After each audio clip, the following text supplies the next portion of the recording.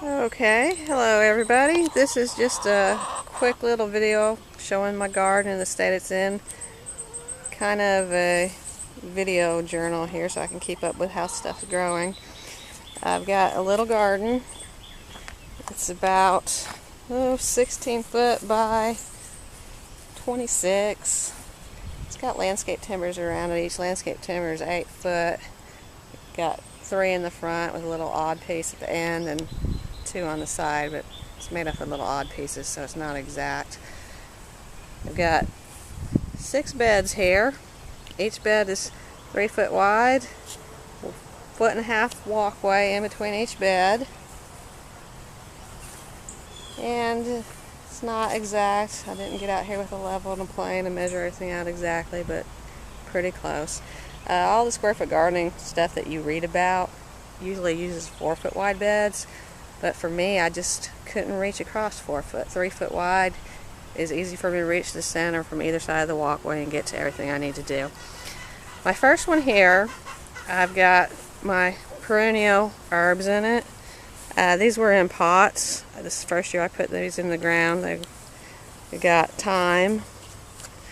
This is a chamomile that just kind of volunteered and came up by itself. It's not in the way, so it's not a weed. It is in the bed now. Usually weeds are something green growing where you don't want them. If it's a flower that pops up where it's not supposed to be, if it's not hurting anything and it looks pretty, it's not a weed, it stays a flower. This is a sage. I think it's a golden variated sage. It was in a pot for a couple years. It's really big, but it was looking kind of outgrown for the pot, so I put it in the ground to see how it does. Another chamomile that's not a weed. This is my rosemary plant. It's several, probably 2 or 3 years old. It was pot bound and looking kind of sad, so I've got it in the ground now. This is a catnip. Came up by itself. I liked it, moved it to this place. It seems happy in its new spot. And this is actually oregano that's been in the ground a couple years, and it's huge. And this is April 20th.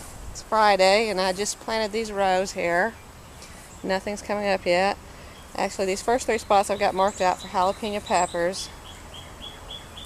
I haven't planted them. I've got them planted, but they're calling for frost possibly in a few days, so I'm going to wait a little bit.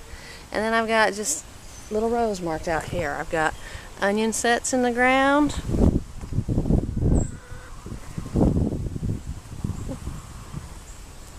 Got my radishes. I've got a few little sunflowers in the back. This row's set to go with some, would help if I could read, sunflowers. I got my dill ready to go. Some cilantro. All these little ones are going to be Swiss chard here. Then I've got some borage, 3 types of basil. I haven't tried all these before. They're new varieties. A little bit of parsley, and then this is interesting. I've never tried this before.